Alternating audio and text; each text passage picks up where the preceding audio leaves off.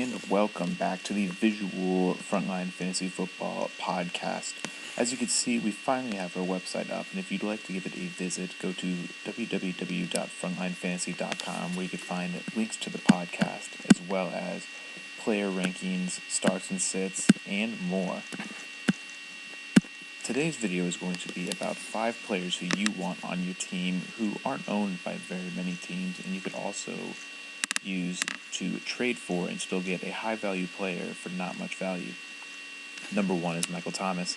As you could see, when Willie Snead was injured after week 2, Michael Thomas stepped in and became one of Drew Brees' favorite and most consistent targets, getting 4 double-digit weeks out of the past 5 weeks. Owned in less than 75% of leagues, there's a decent chance he might be available in your league, and if not, you could probably trade for him and not really have to give up too much for him. The number 2, he's not nearly as good, but Cole Beasley is still worth a pickup in a lot of leagues, considering he's only owned in a little over half of the leagues.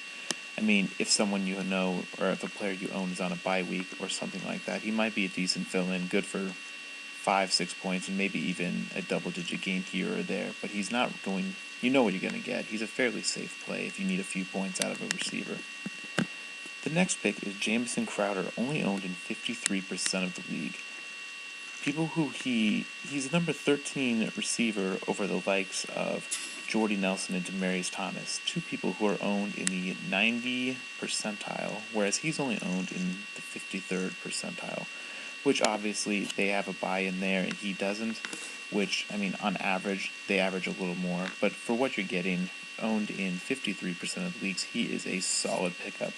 You can see down here how he's had a touchdown or essentially 10 or more. Like, I'll give the 9.9 and 9.5. Those are essentially 10. But in, 6 of the past 7 weeks, which shows that he is the number 1 target there, not Deshaun Jackson, or I guess maybe Ed Reed, but he's the number 1 wideout.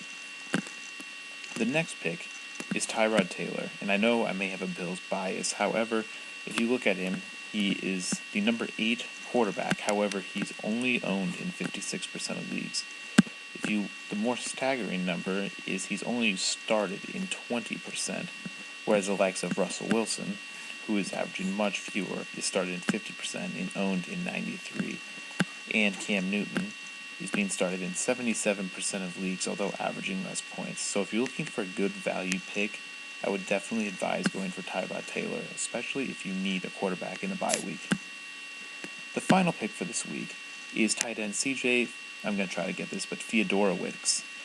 The tight end out of Iowa has become one of Brock Osweiler's, strangely enough, most consistent receivers.